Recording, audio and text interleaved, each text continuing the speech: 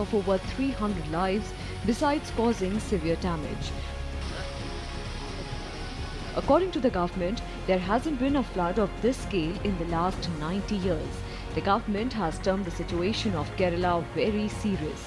The state has so far received 37.5% excess rainfall in just 2.5 months since the southwest monsoon made a landfall in May end.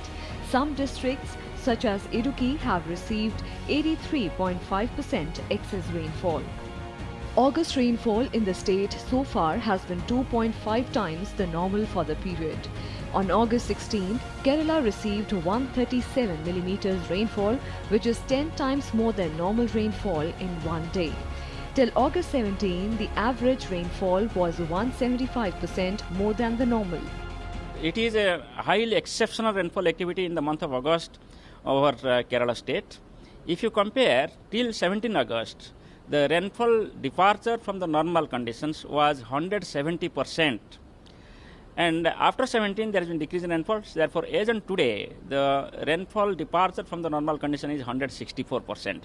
If you compare this rainfall departure with the past years of 1875 onwards, we find that in 1931, the rainfall over Kerala in the month of August was 175% excess from the normal.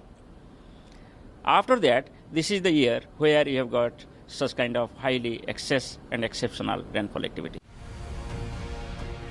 The state government has estimated a loss of 20,000 crore rupees, with Idukki, Kozhikode, Wayanad, Malappuram, Ernakulam, Pattanamthitta, Alappuzha and Thrissur districts being the worst affected in the Kerala floods.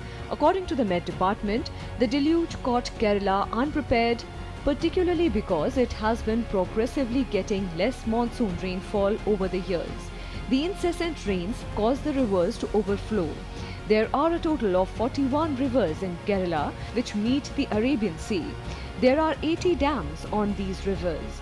The excess rainfall resulted in all the dams filling up to the capacity by August 10.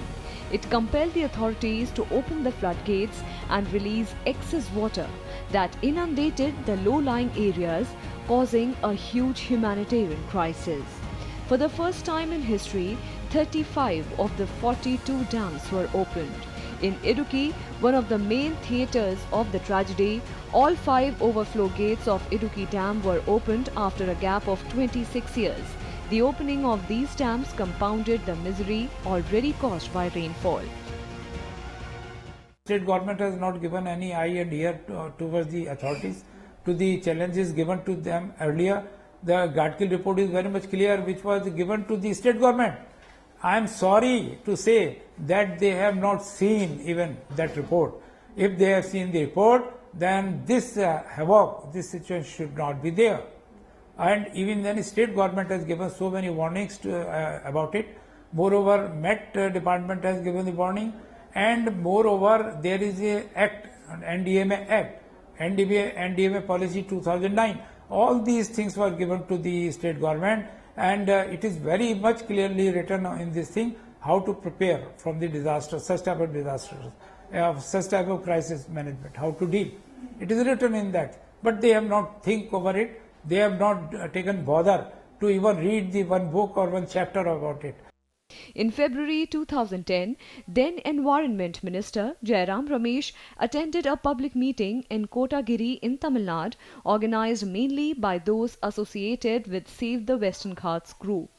Speakers pointed out to threats to the ecosystem from construction, mining, industries, real estate and hydropower. After the meeting, Ramesh set up the Western Ghats Ecology Expert Panel under Madhav Gadkil. The panel was asked to make an assessment of the ecology and biodiversity of the Western Ghats and suggest measures to conserve, protect and rejuvenate the entire range that stretches to over 1500 kilometers along the coast, with its footprints in Gujarat, Maharashtra, Goa, Karnataka, Kerala and Tamil Nadu.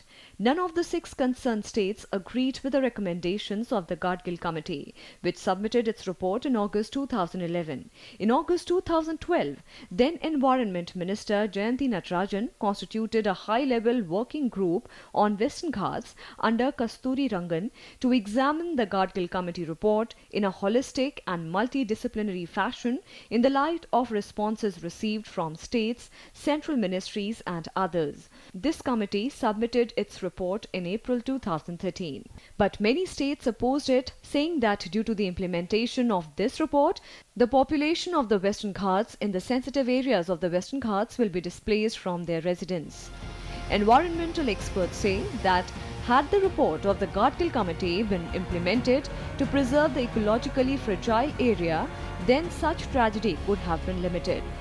So far as I know, the Gadgil report, they sensitized the government about these ecologically sensitive areas of Kerala, and they said that the ecology must be preserved, the forest, the mining should be stopped, so that the slopes of the hills, they are able to retain the water.